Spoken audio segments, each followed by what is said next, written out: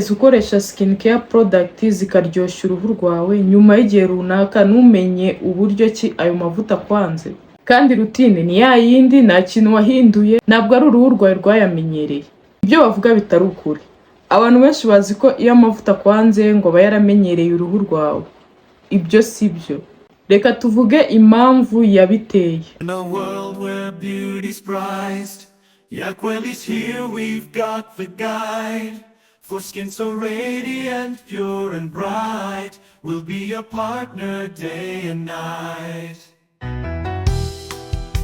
Ibyo bavuga bitari byo. Ngo iyo amavuta yamenyereye uruhu rwawe, uruhu ruragenda rukayamenyera, rukubaka uburinzi ku buryo ayo mavuta atongera kugukorera.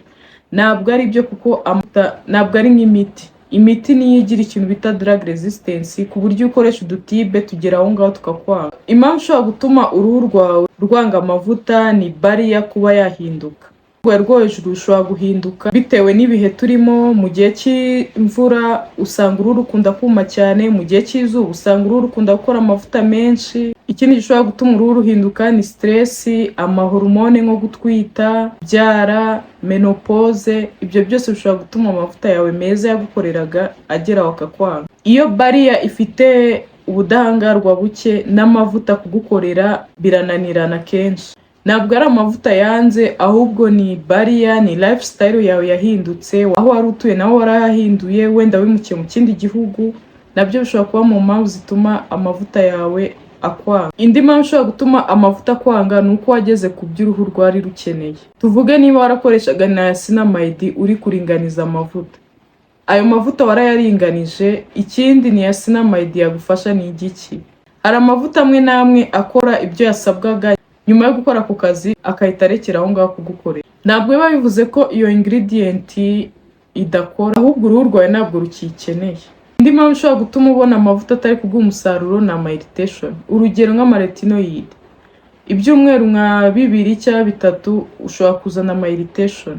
Wowe ukagira ngo ntabwo ayo mavuta akiri kugukorera, kugira ngo retinol irakwanze. Urugero nka retinol, ama exfoliation, ama acide zibanza gutorera, zibanza kwakira ayo mavuta uruhaye. Akenshi zishobora no gukora pagging, ugasanga uruhu rwawe rurikora ama irritation.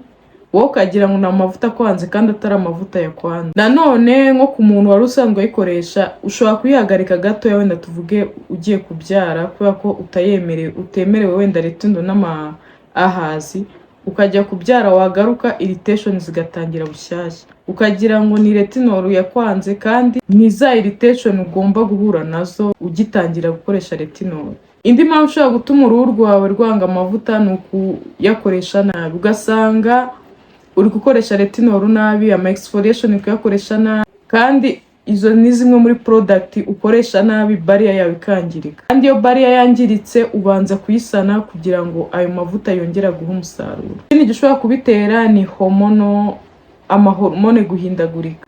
Ukajya mu mihango cyangwa ugatwita, stress nyinshi, kuboneza urubyaro. Amahormone ari mu bintu bituma uruhu rwacu rukora melasma, aya matampo. Ibyo ntabwo bivuze ko ari skincare zanze, ahubwo ni hormone ziba ziri kugutenguha. Ni byiza kubanza gusuzumisha amahormone yawe ukareba niba ari ku murongo, ukabona gukomeza na skincare. Indi mpamvu, hari icyo wahinduye muri rutine yawe. Wenda washizemo cleanser nshya, washizemo sunscreen nshya, cyangwa usigaye ukaraba amazi ashyushye cyane, wongeye muri rutine yawe kandi gaseramu gashya. Rimwe na rimwe izo product wongera muri rutine yawe nazo zisaba ko uruhu rwiyadapta, bisaba ko uruhu rubanza kuzakira. Nanone ikindi gishobora kubitera ni ukuba ukoresha product wenda zangirika vuba, zikaba zarabaye expired, wowe ukaba utabizi. Urugero nka vitamin C yangizwa n'umwuka. Amaretinol nayo ni gutyo. Serum yawe yarahinduye ibara, ntabwo igikora. Kubika nabi skincare nazo ni mu mpamvu zishobora gutera icyo kibazo. Kubika skincare zawe ku idirishya, nka sunscreen ukishira ku idirishya igahura n'izuba, ihita iba expired mu masaha 2. Nanone indi mpamvu ishobora kubitera ni ukurundarunda ku ruhu ibintu byinshi. Uruhu rwawe ntabwo rukeneye ko ururundarundaho ibintu byinshi. Uruhu rwawe rukeneye ibintu by'ingenzi 3, ari byo cleanser, moisturizer na sunscreen. Ibindi bindi wongera muri rutine genda ubishiramo gake gake, wabanje kureba niba uruhu rwawe rubyakira. Ni ryari ukwiye kujya kureba mu expert? Ni igihe ubona ibiheri bitari gushira, ni igihe ubona ufite utuntu tw'uduheri duto duto tumeze nk'amareriji, akenshi tuba ari fungo lakini kandi ntabwo tuvurwa n'amavuta. None nubona amabara yawe aho kugira ngo yeruruke ahubwo ari kuba umukara cyane, nabwo icyo gihe aba ari ikimenyetso mpuruza. Irritation zidashira, ama inflammation, kwikoraho kumva urababara, icyo gihe ukwiye kubaza umu expert akagusobanura ni ibiki biri kujya mbere. Ntabwo ari skin care zanze gukora, ahubwo ni barrier yawe yahindutse, ni lifestyle yawe yahindutse, hormone zagutengushye, ni wowe uhindagura amavuta, ntabwo uhozaho, product zawe wenda zamaze kuba expired ariko nta makuru ufite. Nanone umucuruzi yari yakwijeje ibitangaza ukabona ibyo bitangaza bitarabaye, nabyo bishobora kuba mu mpamvu ituma uri kubona uruhu rwawe rutari guha umusaruro. Igihe cyose umenye icyaguteye ikintu runaka no kukivura biba byoroshye.